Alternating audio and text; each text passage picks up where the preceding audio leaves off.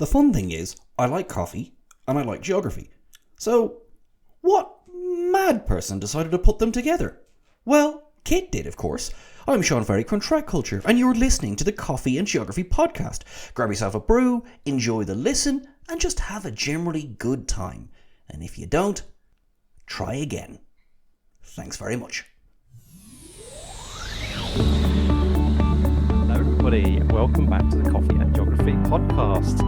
And this is a conversation actually that's spurned from, I wouldn't say bribery, unless I don't know Nava if you want to call it bribery, but Nava contacted me with regards to some material that I produced and that she wanted to share it, which is fantastic, about the project and the thing that she's doing, which is amazing. We'll talk about. And I said, you know me, folks, I love sharing stuff, but I said I will on one condition. No, that's not how it went. Okay, I'm doing myself a disservice, but Nava Khorram Ahmad, what actually happened then? I reached out to you because you have some fantastic graphics and drawings, and I wanted to use one of them in curriculum that we're creating about climate change. And we jumped on a call. You were so gracious to allow us, to use it in what we're doing. And then it was just a kind invitation. You said, I also have a podcast if you are interested. And I've never been on a podcast before. And you also were so lovely to chat to. So I thought, let's do it. Oh, bless you. Thank you. Perhaps in my own mind, I feel like I'm pushy. I don't know. Oh, that's very kind. Okay, right. I feel soothed now. Right. Yes, so, folks, Nava is the executive director of the Climate Education Centre, a newly established non-profit creating holistic, action-orientated climate education for youth around the globe. She is a hodgepodge of cultures and places, half Persian, half white American. She grew up in the Mariana Islands and moved to Czechia at the age of 15. This is amazing. She has been living in Latvia for the last 5 years, where she can be most often found under a heated blanket, battling eldest daughter syndrome and asking her husband if he would still love her if she was a worm. Yep. What a great bio. I love bios where you've got that little bit of personal kind of comedy in there. It's brilliant. I'm sure he would still love you if you were still. It depends how many times I've asked him the question. It gets less and less reassuring with every time. Perhaps you should mix it up a bit. You should say, "Would you still love me if I was a chrysalis?" Yeah. And then talk about what that would actually look like in practice. Yeah. Don't let up on that. Don't let up. A true test of love, I think. Yeah. So in your so thank you for joining me in the Coffee and Geography coffee house. So I've got my green tea with me. So what have you brought? What have you got with you in this conversation in terms of brews? I do have my latte today, which I don't have coffee every day. I'm not someone who drinks coffee for the love of it, but really just because I need the energy. So I have a coffee today, and the beans I didn't think were that interesting. They're just Lavazza beans that I buy from the store. But I thought the milk was more interesting. I don't know if you've heard of this brand, Sprout. And it's actually milk. It's alternative milk, so it's pea milk from a pea plant. And I thought that was super weird. One of the great coffee shops in Riga, it's the only alternative milk that they had, and I'm lactose intolerant, so I was just like, okay, let's try it, and I have no other option. And I was expecting to hate it, but it's actually so good. I don't have to put sugar in my coffee with this milk because it's like the pea makes it a little bit sweeter. And then I'm not completely sure if it's accurate or if it's a bit of greenwashing, but it says that it has a lower climate impact. I haven't looked into that, so I do have to check. I can't confirm, but yeah, it's been a shock and I don't know, I haven't heard of anyone else who drinks it either. Whenever I tell someone, they're like, peas, like that's, it sounds like that's disgusting to make milk out of that, but it's surprisingly good.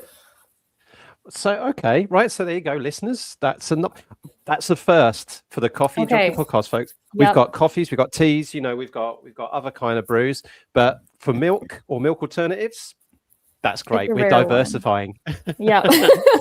I'll check. Yeah, with me and my oat milk, I think I don't know.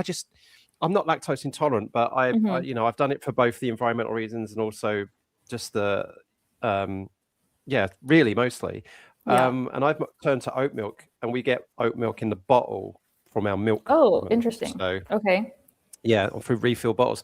And I've never had sugar in my tea, never. Yeah. Right. And I don't put sugar on my cereal or anything like that.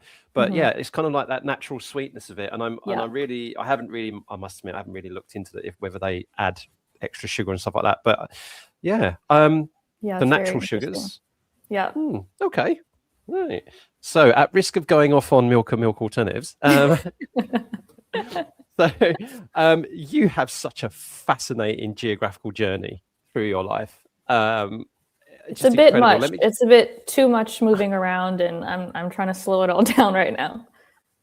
Really? Yeah. I mean, half Persian, half white American, grew up in the Mariana Islands, moved to Czechia, and now in Latvia. Yes. Oh, okay. No. So this is going to be, you knew this was coming, but this is going to be a really big question for you. But okay. I mean, it is an impossible question, but let's see where it goes. Yeah. Okay. So Nava, in terms of your identity, how is geography the places that you've been to? So for you today, what do you feel has made you the person you are today in terms of the places that you've experienced? And I know you've got a lot of strong affinity for the Pacific.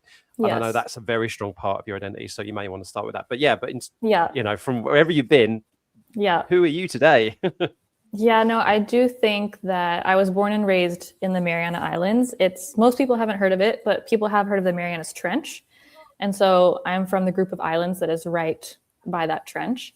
It's about 3 hours south of Japan, and it's a US territory.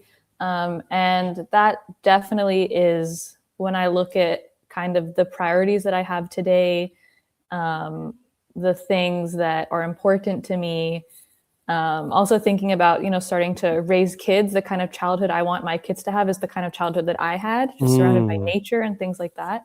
So it definitely, growing up there is one of the things that shaped me and who I am today so strongly. I was there till I was 15. So it's really where I spent my childhood. And it's funny, actually, my youngest brother, he's 6 years younger than me. And just about a year ago, he was like, "Oh my God, you were there till you were 15." And I was like, "Yeah." And he said, "So you're like from there." Like we moved when he was maybe 9. So for him, his identity is not so strongly tied to the Pacific and to the Marianas. And he's more of a European child, but he just realized, oh, for you, you're really from there, which was just so funny. Sometimes with siblings, you have completely different experiences and you don't realize how different they are. But yeah, as you're scrolling through all those photos, it's really just beautiful, still quite untouched. And really, we don't have malls. We don't really have places to go shopping for clothing. So the only thing that you do is really related to nature, and especially to the ocean. Yeah.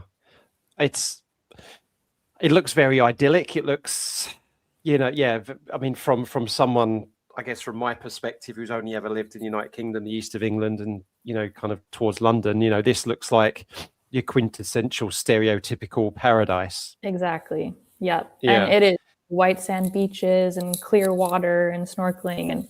And we do our main economy. It's not doing so great now, but it is tourism. So when you think of those places you want to escape to, this is definitely one of them. Yeah, absolutely. And those of you folks who are watching, not just listening right now, geographical quiz. What is the name of that feature? I bet all these geographers are now shouting at the screen. That's a tombola. It's a tombola. Okay, yeah. So there you go. You can actually stick that in your lessons, folks. But yeah, that must be a hotel. Yes, it is. Kensington Hotel, Saipan. Yeah. Well, there you go. I mean, that looks like one of the biggest buildings in the town. Oh yeah. So yeah. I mean, and that I'm guessing that's another. Yeah, is that another hotel as well? Another hotel. Yeah, that's actually my parents got married at the hotel. So a lot of big moments. Yeah. For us there. Well, there you go. Well, that just demonstrates exactly what you've been saying. I mean, some of the biggest buildings I mean, look at that, folks. If that doesn't say tourist all over it, it's your hotel, you got water park with tubing and stuff like that. So all of these photos, I mean, okay, fine. This is a very biased. This is a very, very biased thing. I'm using Google Maps, right? So of course the people who are taking these photos are all mostly going to be tourists, but it also already demonstrates, the fact that there is a lot of infrastructure booted around tourism there. But there's some of the last Japanese command post. There's a lot of history as well. There is a lot of history. So a lot of World War II was fought on Saipan. And we have on all there's 3 inhabited islands of the Mariana Islands, but a lot of it took place on Saipan, which is where I grew up, and it's the biggest of the 3 islands in terms of population. So for a while it was German territory, Spanish, of course now it's American, Japanese for a while as well. So there's a lot of different history, and a lot of it very tragic as well, because the indigenous people were there, and then these other countries came in and did certain things and put them in camps. And so a lot of it is very, very heavy. But it has become such a melting pot today, I think, also because of that history. Yeah. In fact, I think this, and please forgive me if I'm misinterpret this, but I think what seems to me that's also informed your identity today is kind of like the fact that you embedded yourself so much in the community while you were there at a very young age. And I thought this is a really good time to kind of a pivot to that, because you were part of a group, and I'm just trying to find out, called Beautify CNMI. CNMI, and you won an award. Yeah, and you won an award at 9 years of age. So so if you bring that into us, kind of like let's kind of segue, kind of like, okay, so about the indigenous community, working within the community, this melting pot of people getting together and making sure that the island is continues with its nature, with its tradition, with its original traditions. Tell us a bit about that while I get this on the screen. So I mean, I can't tell you the exact number, but the population of the island is majority the indigenous populations. There are 2 groups. One are the Chamorros, which are indigenous to the Mariana Islands. And then there's also the Carolinians, who came quite a while ago. There was a group that came from the Caroline Islands. So those are the 2 main indigenous groups there. And it is majority indigenous, but there are a lot of people from all over Asia that come, a small amount of Americans, because it is U.S. territory and you can just move there. But you don't really feel like there's a separation. Everyone intermixes. Like, all of my friends growing up were half something, half the other, because their parents had both come and met there, or someone that was Chamorro had married someone that was Japanese. So it really, I'm just looking at this picture here, on their Facebook group, the Saipan writers. I mean, look at that mix of people. Exactly. So there's really people from all over the Philippines, Bangladesh, all the East Asian countries. So you I think really feel like you're part of something. And also just the fact that you're on this tiny island. It's 6 by 12 miles, 10 by 20 kilometers, in the middle of the ocean. The only way to go somewhere else is to get on a plane. When I was a child, 60,000 people was the population. So I think also the fact that that you're all isolated together really helps form and create community. Okay. You can't drive to another town or go on a road trip, and you're, the borders of the island are where you can go, and it is quite small. So so as a young child, it's funny because I did not plan to go into climate and environment, and my master's degree was not in anything related to that. And it took me a while to realize, this is what I have had a passion for since I was a child. I think I kind of forgot it for a while, but when I was young, there was an organization called Beautify CNMI, and CNMI stands for the Commonwealth of the Northern Mariana Islands.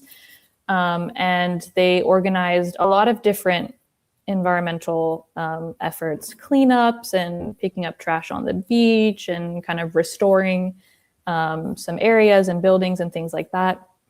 And where I lived, there was a lighthouse that has been there quite a while, and it was abandoned. And so, you know, people would go there. There was so much trash, and it just became somewhere where there were, you know, beer bottles and graffiti on the walls. And it was like a 5-minute walk from my house. So I was always by it and wanted to do something about it. And my dad was friends with the founder, Angelo Villagomez, and mentioned, you know, my daughter, I don't remember this, but I think sold like cookies or lemonade outside my house to raise money to repaint this lighthouse. And so my dad told him, you know, my daughter raised like $100 to help with this lighthouse. You guys, you got to do something, you know, like someone's already started working on it. And so I think he felt bad, like, oh my gosh, this child is working on these things and I can't let her down. So we've got to do something. We've got to organize something. We can't let all her work be for nothing. So that was kind of, I think, my first big initiation and effort of something climate related. And if you're watching, you can see the before and after pictures. There really was a lot done. And yeah, just seeing the difference that you can make. And it was not a small group. I mean, it was a small group that did the cleanup. So just, you know, with a small amount of people, the difference and the change you can make, I think was really powerful, especially at a young age like that.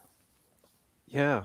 I mean, I had a read of this a bit earlier, and it's just for me, I just felt yet again, it's just another example of, you know, collective spirit making big changes. And people might turn around and say, oh, it's just a lighthouse, it's an old building and stuff like that. But no, it means something. It's an icon. It's part of the landscape. It was exactly, you know, built for a purpose of its time. And, you know, local, you know, the people who worked that lighthouse, kept the ships safe, and all that kind of stuff were integral parts of the community. There's history and stories behind these things. And to have a like what you've described, the collective group of people of so many different cultures, backgrounds, ways of life coming together to kind of work on projects like this, it's very inspirational. And I love listening to stories like this because they are very common, more common than people realize. And that's what all should bring us hope, really, that,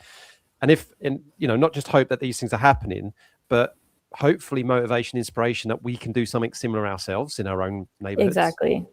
Yeah. And I think also, you know, the power of community, like you can go and I think a lot of us have gone, we see, you know, trash in a park or on a beach, and we just decide, okay, I'm going to bring a trash bag and I'm going to pick up the trash and do my part. But that's a lot. And that is also, you know, great. But there's a lot of different emotions and power that come with doing it in community as well. Absolutely. Yeah.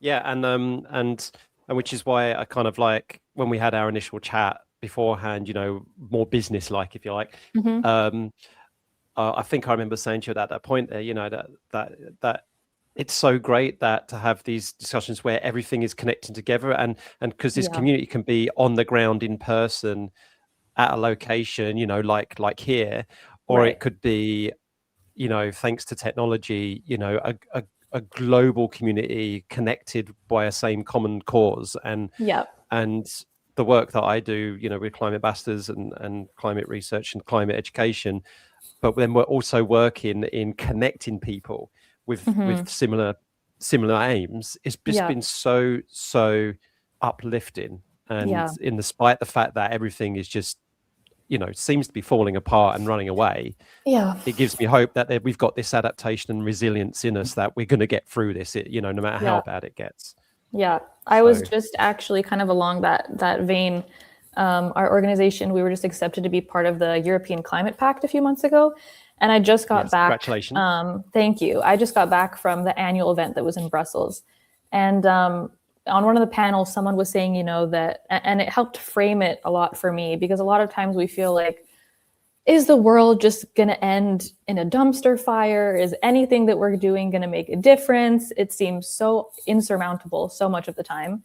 And someone on a panel said, you know, climate change and the climate crisis is this generation's big problem, right? And previous generations have also had big problems, like world wars and civil wars and plagues, and they all also thought it was insurmountable. But here we are today right? And we've overcome those things. And it kind of helped frame, like, we do have a history as humanity. We don't do a great job a lot of the time, but we do overcome and we do make progress. And then we encounter new problems to solve. And so exactly, you know, what you were saying, just reminding ourselves that this is our big problem. And I do believe that we can tackle it. And the next generation will have another problem, you know, more in line with that time. And we'll just keep going, I guess, until we get hopefully 100%. Quite close to things being really calm. Yeah, no, 100%. It's funny you actually, that insight's really interesting, because I've only just finished reading a book which was strongly recommended to me. It's a young adult book called The Great Transition. I've forgotten the author's name now. It's something Googins. He's actually a primary school teacher in America who wrote this book. And it is absolutely fascinating. Basically, the world has gone to hell, and it's just about been bought. Well, it's gone past the brink, but it's now going like almost a renaissance called the Great Transition, where people have taken over and started to, you know, really push through more sustainable living and things like that. But it's still not a perfect world. There's still undercurrents of like power structures trying to, and all this kind. It's a really fascinating book. And what really interests me when I read that, and I don't want to give too many spoilers, folks, but it actually seems exceptionally realistic to me that, like, for example, in the book, New York, you know, half of New York is underwater. You know, there's parts of it's set, of course, most of these things is set in Greenland and the United States, which is really interesting. You know, a lot of the United States is completely unlivable now, and all that kind of stuff. However, you've got these groups who, you know, of humanity who have basically humanity got together and thought, no, we got to do something about this. And so you've got people who go a part of the Great Transition, go out and they volunteer and they do things like forest reclamation, fixing wind turbines, building seawalls, you know, from on a volunteering basis, and they get like housing and stuff like that.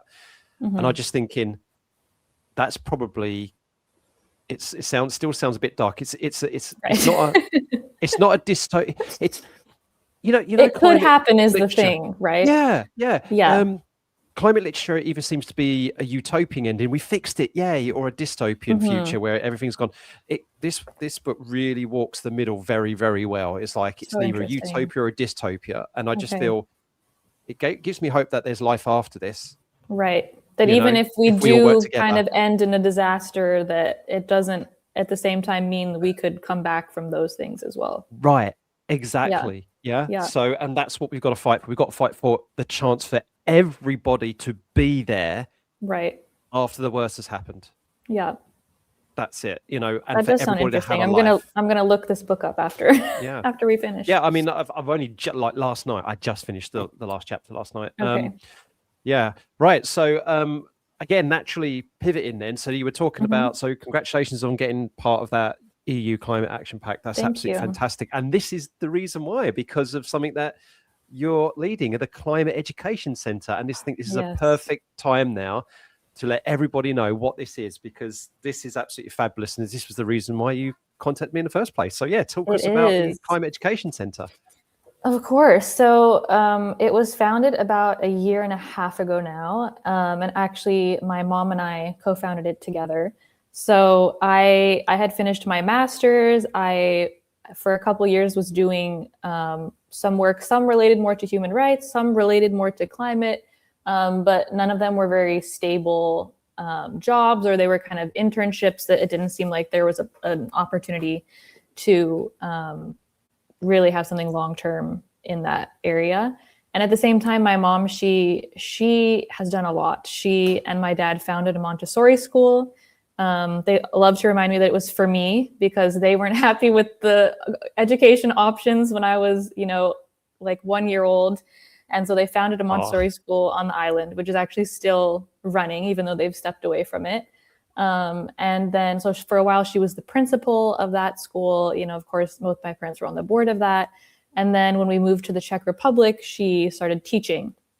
And she taught among a few subjects, but one of them was environmental studies and civics.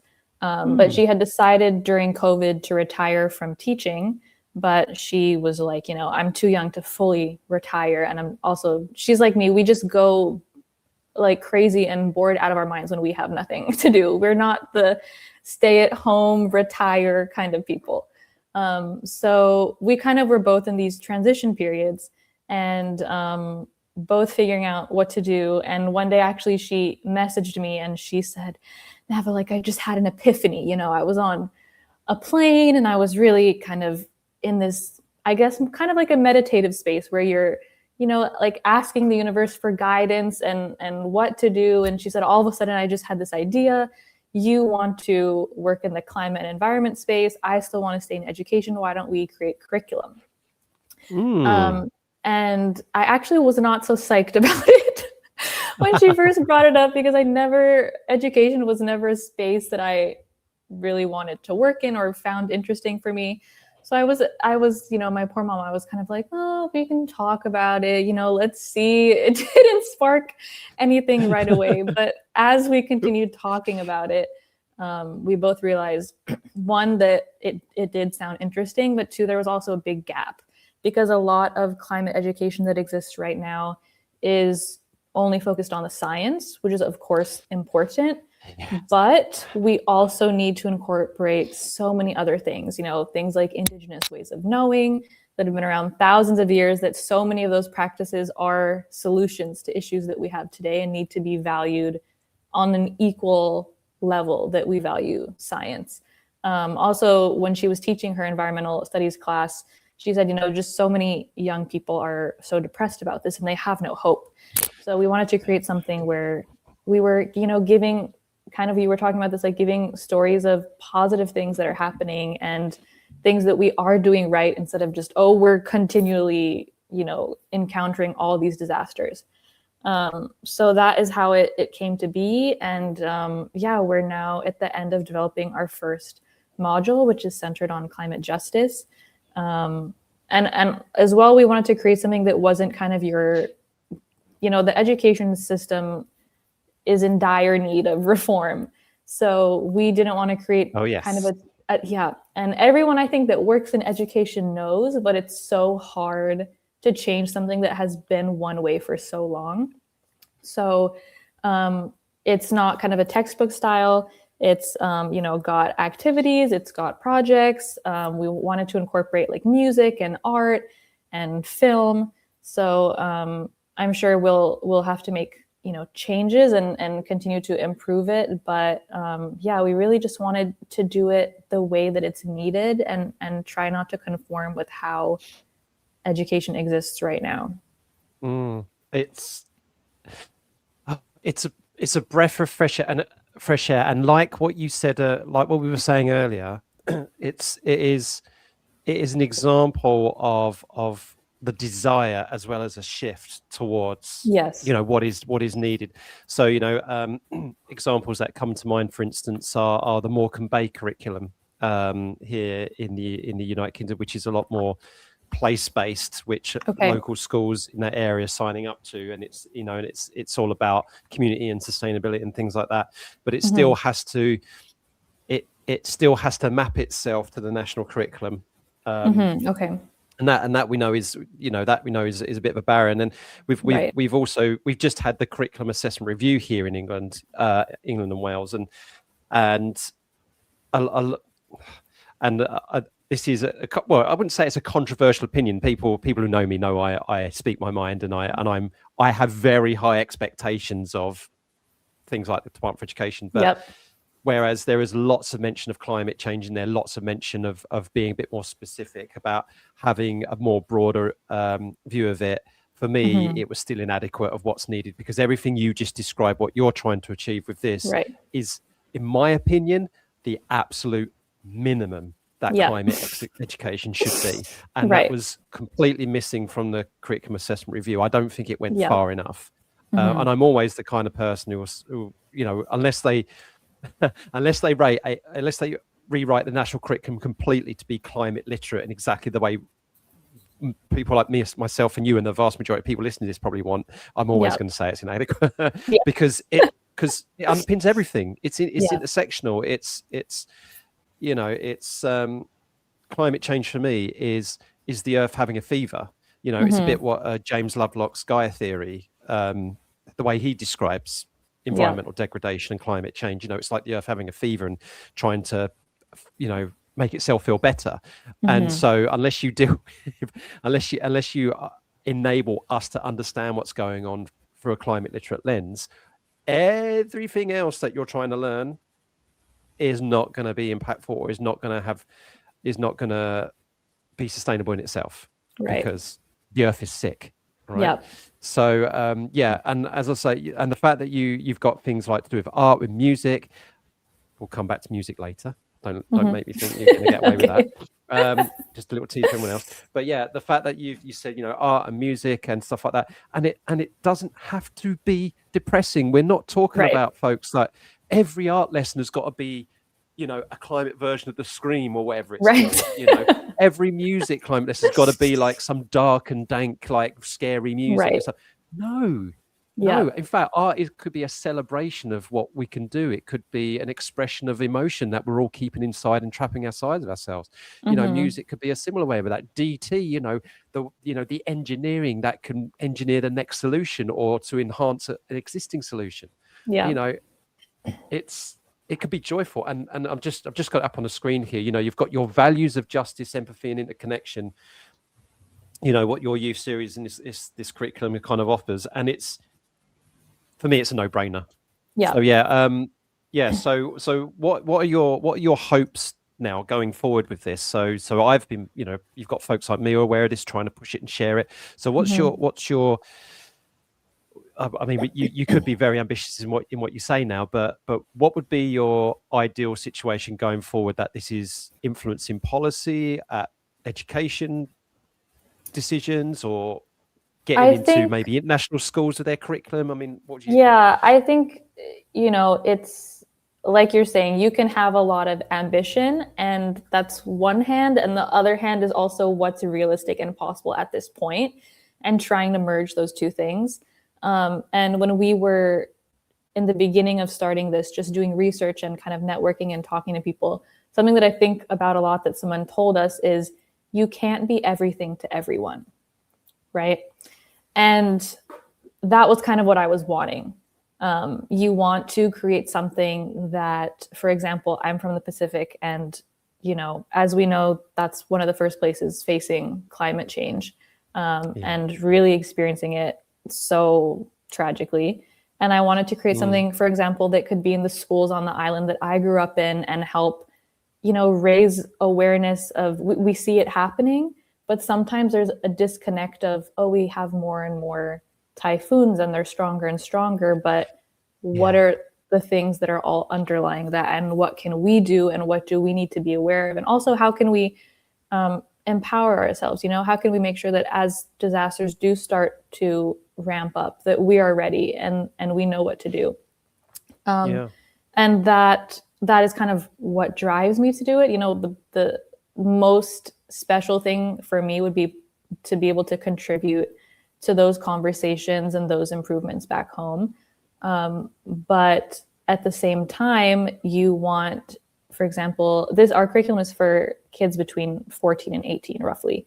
So not the youngest ages, but I think in a time where youth start to think about these problems and ask questions about it, and ask, what can I do, and what's my place in the world, and what does my future look like? We wanted to kind of give them these tools. And so at the same time, having youth in, you know, more developed countries have this material and think about this is, in a way, maybe even more crucial, because it is those people and those countries that are the reason that the climate crisis is happening, right? Like, it's not the Pacific Islands, the reason that we have all these emissions and things rising. So I think at the moment, we are, because we're starting with the curriculum in English, I think international schools are a great place. And I was talking to someone about this a few days ago. You know, you want everyone to benefit from something. At the same time, maybe there is a plus from starting with international schools. A lot of times those kids are in more privileged positions, and maybe the people that are more likely to be politicians and lawmakers and to have them have this grounding, maybe that it's okay that that's how it starts. So there's kind of a lot of, you can see back and forth in my head. You want everyone to have access. You don't want only, people in private schools to be able to learn these things, but there are benefits for it being in those spaces.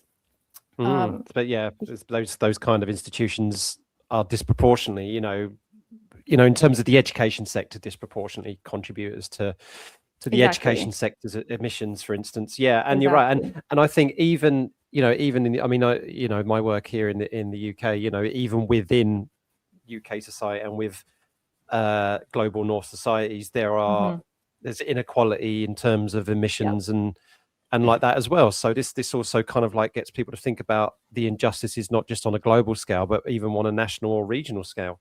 Just thinking even the county of Norfolk, which I'm based in, there's huge disparities between communities and their most of the time unwitting contributions to environmental degradation. So yeah, it's such important work, and I don't envy you on the kind of the task that you got, but I guess a global problem, is going for. Sometimes you've got to think globally in that respect. Act globally, act locally, think globally. So I want to pivot to some questions here. We've got quite a few jog cues and brews, mostly thanks to your friends, colleagues, and in some cases family. So this is I enlisted some people. Right, you did indeed. So let's start with this one with Jennifer. So then this links in basically the whole conversation we've had holistically so far, really. How has growing up in Saipan shaped the way you think about climate education compared to how it's taught in contexts like Europe and the US? I think you've kind of alluded a little bit already to what you've said already, but maybe kind of like continue on your thought through the framing of Jennifer's question there, perhaps. Yeah, I did do my undergraduate degree in the US. I didn't do any other education there, so I'm not super familiar with how it's taught there. But from what I do know, I think one thing that I was thinking about when I started doing this work was that growing up in the Pacific, you're not explicitly taught and told that we should respect the environment or this earth is our only home or anything like that. It wasn't actually part of everyday conversations, but the way that people live and the things that you saw every day, it was just, as you were saying, it's kind of a given, right? Like, oh, of course, like this is our one home and we shouldn't, on a smaller scale, we shouldn't litter. If we see something, pick it up. There's also with the Chamorro culture, there are also, for example, some beliefs of like spirits being in nature, right? There's one tree that we have, it's called the Tatamona tree. And the Chamorros believe that the souls of kind of deceased people are in those trees. So, for example, when we would go camping, none of them would camp under that tree because it's disrespectful to the spirits there. So it kind of tied in multiple things about the earth being, a living, breathing being. And that was just what was normal. And I think those conversations are definitely, really starting to take place now. Definitely in Europe. The US is tricky because, every 4 years you could have a vastly different agenda and progress may not be as steady. Whereas in the EU, I feel like it is, we do have setbacks, but it is overall, I think, kind of moving and progressing. So I think also, there's vastly different contexts. There's rural communities in, of course, Europe and the US as well. But when you have an everyday interaction with nature, I think that informs education so much. So if you are living, like I live in the middle of the city now, and, sometimes I'll be like, when was the last time I saw a tree, or saw a tree that was growing out of the ground, not like in a box on the sidewalk. And so just having this everyday interaction with it, I think gives, it gives a child an awareness. And I think the awareness is the first thing. And I think it's the difference between. And there's a recent study survey of children from Natural England here, you know, clearly has concluded quite robustly with exceptionally high significance. 97% of children say they feel, you know, they benefit from nature, going outside in nature, and that they are exceptionally emotionally salient already. So that tells me that we're predisposed as human beings from a very young age of being connected to nature.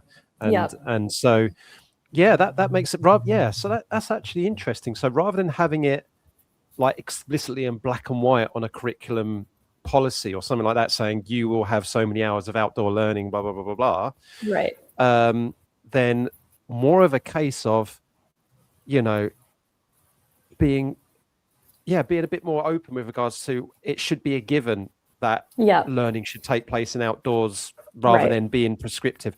Is probably what I'm thinking there, you know, and that makes total sense. Yeah.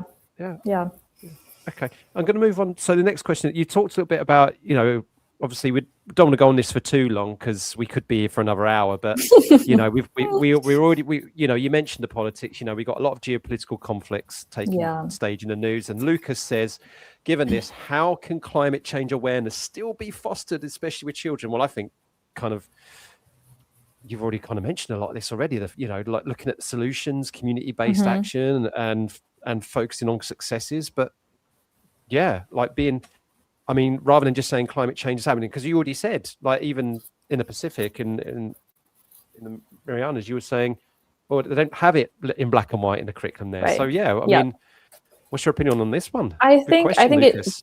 It's a great question. I think it depends on the age group. You know, with younger children, of course, this conflicts and war is not something that's on their radar. It's not something we teach them about because that's very scary for young children.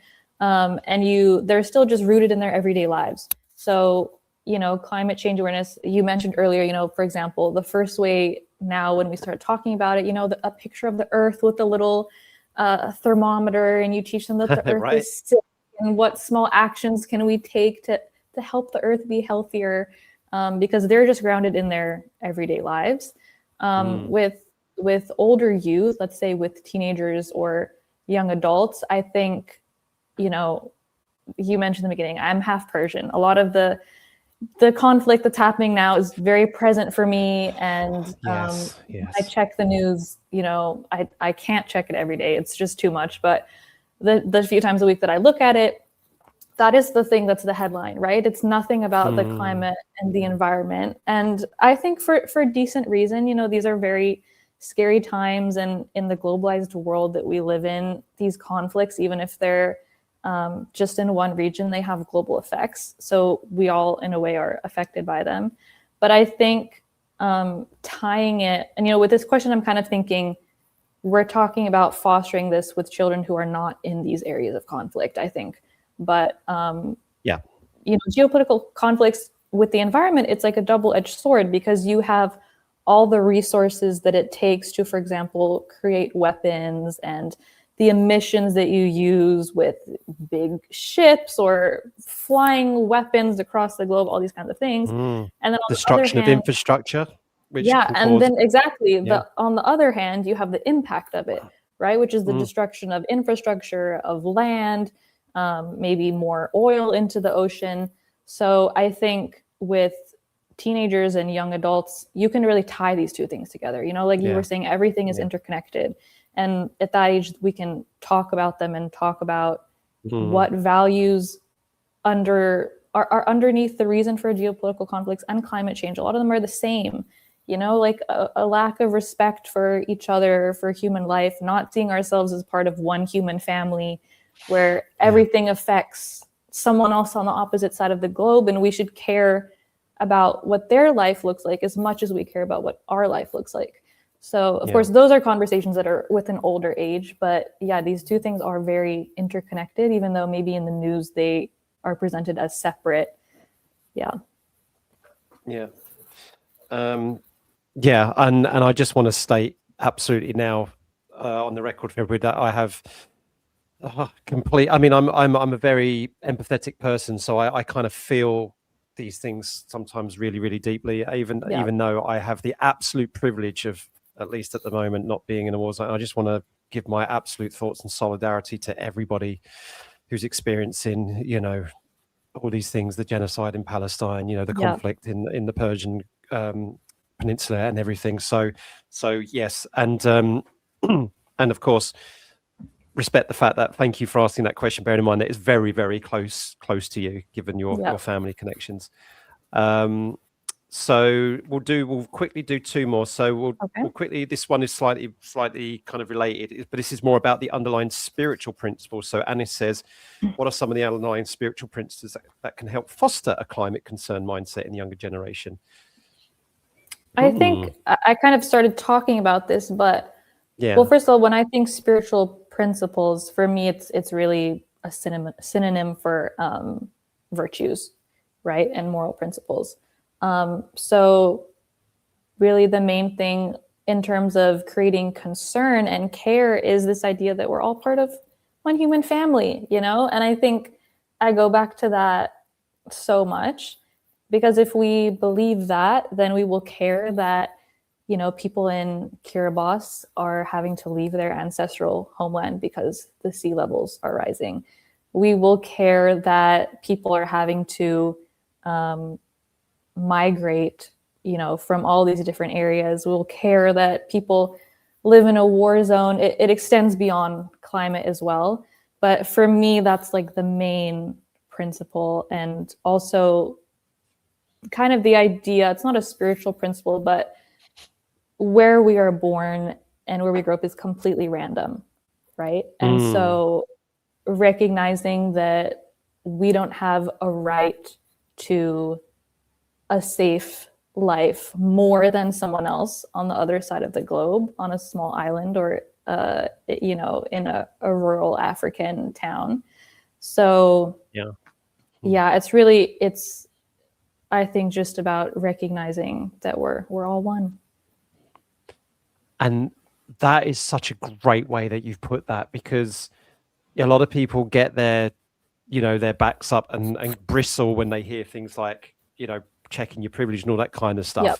I think that's a really, really, really fantastic way of putting it. It's like, look, if, where you're born, how you're born, the circumstances that you're born really are a roll of a dice, And so, privilege is all about understanding that once that dice has been rolled and you're now been born, the dice that's then given to you afterwards where you're born is now weighted. Right. So that is a fantastic perspective. Thank you for sharing that. That's going to give me some food for thought. The last one then, apparently this is from a cousin of yours. So Dr. Mona. Hello, Dr. Mona. Hearing lovely things about the family. So how do you see young people tangibly driving climate resilience? So this is our last question. This is, I think young people at the moment are the main demographic driving climate resilience and climate action in so many different places. Because my context is the Pacific, there are two, maybe I can share really special things that have happened recently. One, if you work in the climate environment space, probably know, but there was a recent, ICJ ruling, and that said, everyone basically has the right to things that should be common sense, right? To have a healthy life, to not have to leave your home because of climate change, all these kinds of things. But this case, this is the world's highest court, and was brought by a group of Pacific Island students, university students. And one of the law firms that actually represented the students is from Guam, which is part of the Mariana Islands. It's a separate political entity, but it's the same indigenous population. It's all part of the Marianas. And this was, it's a groundbreaking case, and it was brought by university students who wanted their voices to be heard and that had something to say. And has been so special for me to watch all of this play out and see everything that they're doing. And, in a way, part of the reason this is so powerful is because in the Pacific, it sounds depressing, but it's like you realize at some point that no one is coming to save you, right? So if something is important, you better start working on it and stand up and put the pedal to the metal, because this is a region that is quite neglected. So the fact that they were able to accomplish so much with so few resources is just so astounding, and it makes me so proud and so happy. And this is like on a huge scale, right? This is a global case.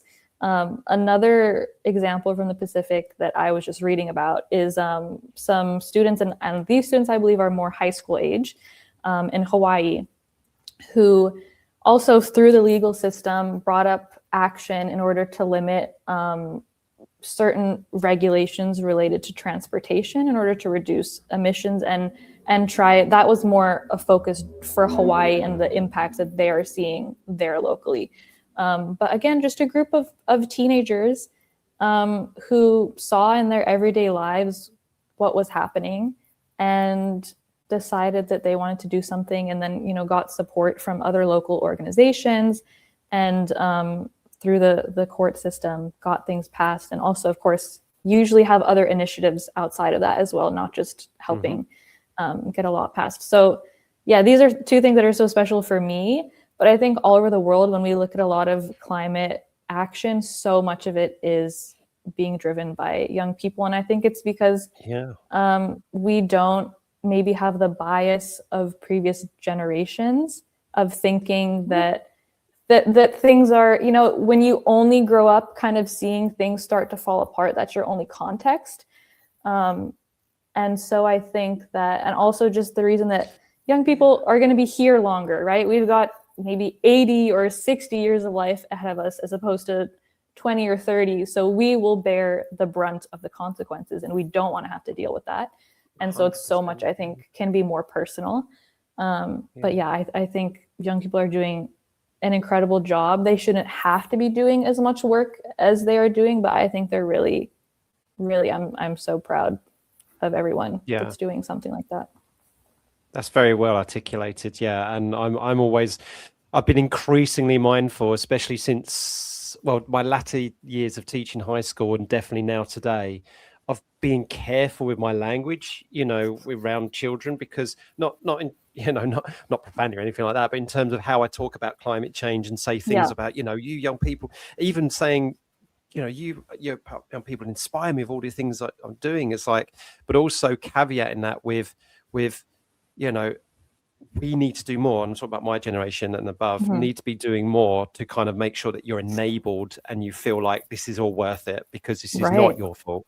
And you know, and then saying to children, especially when I'm working in areas of deprivation, is like asking them what could they do and what they'd be willing to do rather than what they should be doing, because those two words mean very different. If you change an action from could to should or should to could, it makes a big difference. And one thing that, and just very quickly before we move on, one thing I like to do when I work with young people is I've got the climate stripes on a banner that I can roll out. So what I do is that I ask them, so what year were you born? And like they age me by saying, like, you know, 2012 or 2017 or something like that. And I was like, you should be walking around with a pacifier in your mouth. How are you here having a conversation with me? Everyone looks young. As you get older, everyone starts looking much younger. So what I then do is then I unroll the climate stripes from the current year. So in this case, the most recent one is 2025. I just unroll it to their year, and so they can see that it's just basically all red.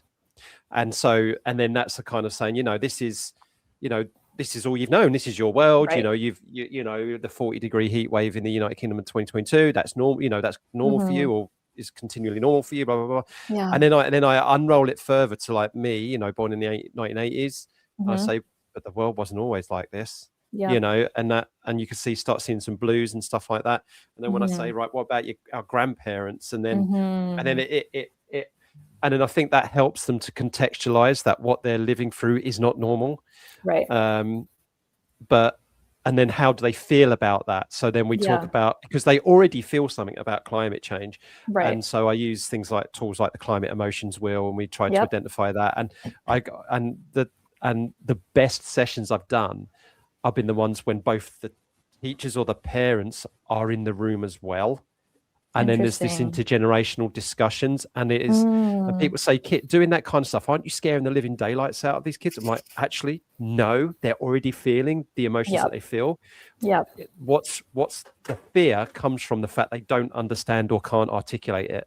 They feel powerless. So I do that activity along with the exactly. And I haven't yet come across, having done this about half a dozen times, maybe a little bit more, you know, anybody come back to me and saying, oh, you've caused someone distress, and quite the opposite, actually, you know, which is, and that's that, because they, as I've already mentioned before, they already have that emotional salience.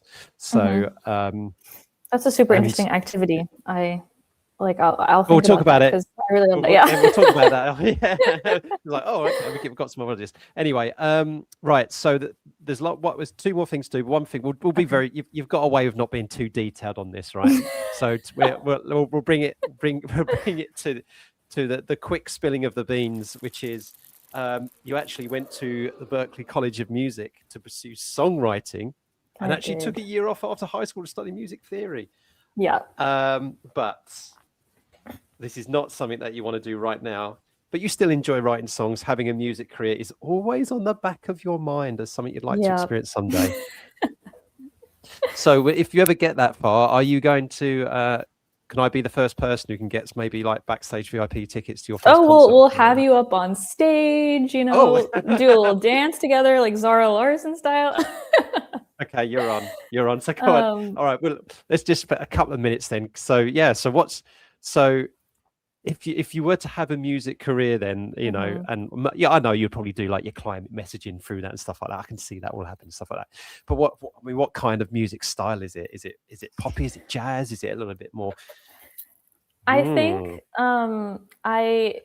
my dad, the music that he played when we were growing up is really kind of like the main influence that I've always had. And he played a lot of Bruce Springsteen, John Prine, kind of these like classic American music influences. And really all of the music that he played, it was not about, a lot of them weren't really love songs, which today I feel like that's a huge amount of the music that, at least in mainstream music, exists. But it was all about the human condition and things that we crave for as humans. And when I write music, these are the things that I'm interested in telling stories about, right? The desires we have, or the nostalgia that we have of our childhood, whether it's good or bad. A lot of it is seeing how much things have changed in Saipan since I was young. Bob Dylan, like? Bob Dylan, like exactly. Yeah, people like that. And so, walking through like what it is to be human and the experiences that we all have. And I don't know, in terms of the style, I think the things I've written are maybe like indie pop. And that's also a lot of what I listen to. Okay. Yeah. That was my childhood as well. I loved a little bit of pop, like Goo Goo Dolls and stuff like that. Yeah. So I just write still like as a hobby and as an outlet, and I have fun doing it, but at the same time, because I started going to school for it and it was something that I was pursuing, I have this level of perfectionism that is like really, it like I'll sit down, like this is my piano behind me. I'll sit down at the piano, I'll start writing a song, and then I'll get stuck and I feel like something's not good enough, and then I'll just like get mad and I'll leave it. So it's tricky because it is a hobby, but I expect too much of myself for something to be perfect at a first go. So that's something that's like one of my character flaws that I need to work on. I feel you. I'm the same with my poetry. I mean, I taught drama as well and did a bit of drama, and I do performance poetry, but now I'm like, it's a hobby. It's a a way of you expressing yourself.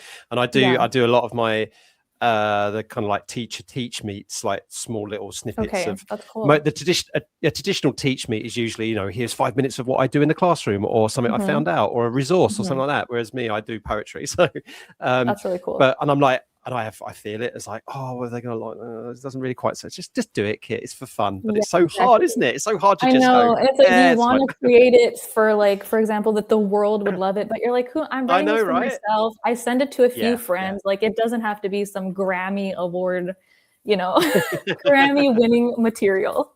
Well, you can sign me up to be your biggest fan, and I haven't even heard anything yet. So there you go. You got one prospective fan. Well, we'll have to organize like, part poetry night, part music Ooh, a night, mashup. Ooh. like the arts kind of, what is it called? Not a display, but yeah, an arts night where everyone shows their I'm stuff. loving this. I'm loving this. Right, you can hold me to that. Right, we'll bring this fantastic, amazing discussion to a close now. Thank you again so much. We're recording this on a Saturday, by the way. If which is when the podcast gets released on Saturday. I don't know why. It's just the way I do it. But thank you so much for giving up your weekend. I want to connect you now to the previous guest that I spoke to, which is Aparna Bamzai, who works for the USGS, doing a lot of work actually with the community and climate justice stuff. That was absolutely fantastic. And this is a really nice word to end on, Nava, right? So she wants you to talk for 30 seconds about the word joy. How nice is that? So whenever you're ready, just riff on the word joy for 30 seconds. And is it related to climate or completely? Anywhere you like. You like. Just riff. Like you're jamming on your piano. Actually, no, I'm just kidding. No pressure, but just make a song for us right now. No, just so anything you like on the word joy for 30 seconds. Joy. I think it's so important in times like these when exactly like we were talking about, there's so much going on. One thing that I find joy in now is really connecting with my Persian culture and Persian heritage. It was just Persian New Year and I hosted my first Persian New Year party. And I think finding people that you have the same values with, like in the climate space, finding people that you want to work towards something together, it brings so much joy. And also I think after COVID, being in a community with people is so important to get back into. There we go. That's what I think about joy. Love it. And I love the fact, you got you're talking about joy through identity as well, and that shared kind of community. That's so lovely. Oh, what would you like? So the next person I speak to, what would you like to get them to talk about for 30 seconds? Yeah. Ooh, and what's the range of words? Really anything? Or should I be kind to them? Oh no, you go for it, because the joy is in the connection. So okay. What about it's a word that I was kind of thinking about in the context of history, which we won't tell them, or hopefully they won't watch this before they have their interview. But maybe the word blip. Blip. BLIP. Yep. I've got my right. Sorry. I'll show this to you in a minute. It's a little message from my youngster. He basically says, "Are you nearly done? Right here, right this or no?" Bless him. And because I was looking at him, he was just down there on the floor, and because you said blip, I was thinking, oh, he's probably going to be thinking of the Avengers. But yeah, okay. So we're gonna go for blip, folks. Get Kai to talk about blip for 30 seconds from the Avengers. Well. That's great. We'll do that next time. So blip is the word we're going to do. So folks, This was an amazing chat. Fantastic questions as well. Please make sure, folks, that you put your questions with the hashtag JogQ over a brew for the future. And also, where can we find you on social media? I believe you're on LinkedIn. I do have LinkedIn, so you can share that. I've actually deleted all my other social media at the moment, like Instagram and Facebook. I just needed to touch grass and kind of just be rooted in my everyday life. So LinkedIn is the main thing. And then also our website, climateeducation.org, for our work. And there's just one E, so it's in between climate and education. So climate education. And yeah. Yep. Excellent. Oh, this has been amazing. And again, thank you so much for all right. I didn't twist your arm. You're very kind about that. But just such a lovely way to spend a Saturday, and getting to know you a little bit more. And thank you for sharing. Of course. as well. It's been an absolute pleasure, Nava. Thank you. Thank you so much for inviting me on. I had the best time. This is like, I don't know if anything will beat this, my first podcast experience. It might be all downhill from here because this was just so easy and comfortable. And you made it such a relaxed process as well. So thank you. Thank you. Thanks for tuning in to another episode of Coffee and Geography. If you're enjoying the show, be sure to subscribe on your favorite podcast app and leave us a rating or review. It really helps. Some episodes are also available with video, so don't forget to check out the Geogramblings YouTube channel for more. Stay in the loop by following us and using hashtag CoffeeJogPod on Blue Sky and LinkedIn. That's hashtag CoffeeJogPod, where we share updates on new episodes and upcoming guests. Got a question for a guest? Post it on LinkedIn or Blue Sky using hashtag JogQ Yes, hashtag JogQ and we might just feature it on the show. Keep exploring, keep connecting, and as always, keep geogging.